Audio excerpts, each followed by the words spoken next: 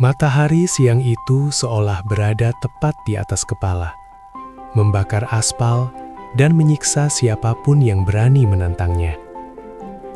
Aris keluar dari pintu masjid dengan perasaan damai setelah sujud terakhir. Namun, kedamaian itu menguap dalam hitungan detik. Di depan matanya, hanya ada lantai ubin yang kosong dan panas. Sandal kulit barunya, simbol harga diri dan hadiah penuh cinta dari istrinya, lenyap tanpa jejak. Sebuah kehilangan kecil yang seketika memicu badai emosi di dalam dadanya.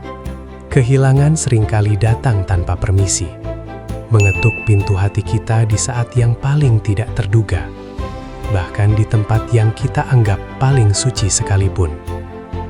Cerita ini bukan sekedar tentang sepasang alas kaki yang raib, melainkan tentang perjalanan batin seorang manusia yang belajar menemukan makna di balik kerugian materi. Untuk terus menghadirkan konten-konten naratif yang menyentuh jiwa dan penuh hikmah seperti ini, dukungan dari pembaca sangatlah berarti bagi kami sebagai kreator. Dukungan Anda membantu saya untuk terus menggali cerita-cerita sederhana yang mampu memberikan perspektif baru dalam menjalani hidup yang penuh liku ini. Mari kita selami lebih dalam kisah Aris dan bagaimana sebuah peristiwa sepele mampu mengubah cara pandangnya terhadap dunia secara permanen. Langkah kaki Aris terhenti kaku di anak tangga terakhir teras Masjid Al-Ikhlas. Pandangannya menyapu area parkir alas kaki dengan sangat teliti, berharap ia hanya salah mengingat lokasi. Namun, semakin ia mencari, detak jantungnya semakin kencang karena kecemasan yang meningkat. Sandal kulit berwarna coklat gelap dengan jahitan tangan yang rapi itu benar-benar tidak ada di tempatnya semula. Padahal, ia ingat betul meletakkannya di dekat tiang sebelah kanan, sedikit tersembunyi agar tidak terinjak orang lain. Pikiran negatif mulai merayap di benaknya. Astagfirullah, di rumah Allah pun ada yang tega mencuri, batinnya dengan nada getir. Aris mencoba berhusnuzon, mungkin ada yang tidak sengaja menukarnya. Namun, melihat sekeliling, tidak ada sandal lain yang tertinggal yang setara atau mirip dengan miliknya. Yang ada hanyalah sandal jepit yang sudah tipis dan beberapa sepatu olahraga yang kusam. Rasa dongkol mulai menguasai dirinya. Sandal itu bukan sekedar alas kaki, itu adalah hadiah ulang tahun ke-35 dari istrinya 2 minggu lalu. Harganya cukup mahal dan Aris sangat bangga memakainya.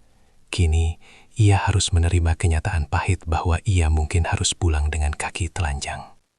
Ia mengitari masjid sekali lagi, memeriksa di bawah rak mukena, di dekat tempat wuduk pria, hingga bertanya pada penjaga parkir. Namun hasilnya nihil.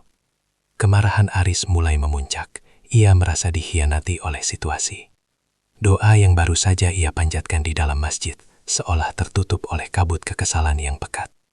Ia merasa menjadi korban ketidakadilan di tempat yang seharusnya paling aman di dunia. Dengan berat hati dan napas yang memburu, Aris terpaksa melangkah keluar dari area masjid. Ia harus segera kembali ke kantor karena sebuah rapat penting dengan direksi sudah menunggunya. Karena tidak ada toko sandal di sekitar masjid, ia tidak punya pilihan selain berjalan bertelanjang kaki menuju area parkir mobil yang letaknya cukup jauh, sekitar 100 meter di seberang jalan raya yang sibuk. Begitu telapak kakinya menyentuh aspal jalanan, Aris hampir saja berteriak. Panasnya aspal di jam 1 siang itu terasa seperti bara yang ditempelkan langsung ke kulitnya yang sensitif. Ia mulai berjalan berjinjit, melompat-lompat kecil mencari bayangan pohon atau trotoar yang sedikit lebih sejuk. Setiap langkah terasa seperti siksaan fisik yang nyata. Keringat dingin mulai bercucuran, bukan hanya karena panas matahari, tapi juga karena rasa malu. Orang-orang yang lewat mengerhatikannya dengan tatapan heran. Seorang pria berpakaian kemeja rapi dan celana kain mahal, berjalan tanpa alas kaki seperti orang yang kehilangan arah. Rasa panas di kaki itu memicu monolog batin yang penuh keluhan. Ia menyalahkan sistem keamanan masjid, menyalahkan orang yang mengambil sandalnya, bahkan mulai mempertanyakan mengapa hal buruk ini menimpa dirinya yang baru saja selesai beribadah. Ia merasa sangat malang dan menderita. Dunia seolah sedang tidak berpihak padanya hari itu. Namun di tengah penderitaan kecilnya itu, ia dipaksa untuk benar-benar merasakan tanah yang ia injak. Sesuatu yang selama bertahun-tahun selalu terhalang oleh sol sepatu yang tebal dan nyaman.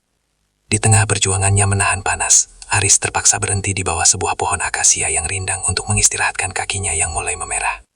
Di sana, ia melihat seorang kakek tua siap untuk sholat Jumat. Pesan itu berbunyi, "Mas, maaf ya, tadi pagi aku buru-buru bawa mobilmu ke pasar karena mobilku bani kempes. Aku baru sadar, sandal kulit barumu masih ada di dalam bagasi mobilku. Tadi kamu ke masjid pakai sandal jepit lama yang aku taruh di bagasi mobilmu kan? Jangan marah ya sayang." Aris tertekun sejenak, lalu tawa keras pecah di dalam mobilnya. Ia tertawa hingga air matanya keluar. Ternyata sandalnya tidak dicuri. Ia sendiri yang lupa bahwa ia menggunakan sandal jepit lama yang sudah tipis dan warnanya hampir sama dengan ubin masjid. Sehingga ia tidak melihatnya saat keluar tadi. Ia merasa sangat konyol sekaligus bersyukur. Drama kehilangan yang ia rasakan selama 1 jam terakhir hanyalah sebuah skenario semesta untuk membawanya bertemu dengan kakek di pinggir jalan itu. Jika ia tidak merasa kehilangan sandal, ia tidak akan pernah berjalan bertelanjang kaki, tidak akan pernah merasakan panasnya aspal, dan tidak akan pernah mendapatkan mutiara hikmah dari sang kakek. Sandal kulitnya aman, namun jiwanya telah berubah. Ia belajar bahwa persepsi kita terhadap suatu masalah adalah yang menentukan apakah masalah itu akan menjadi beban atau menjadi pelajaran. Kisah Aris mengingatkan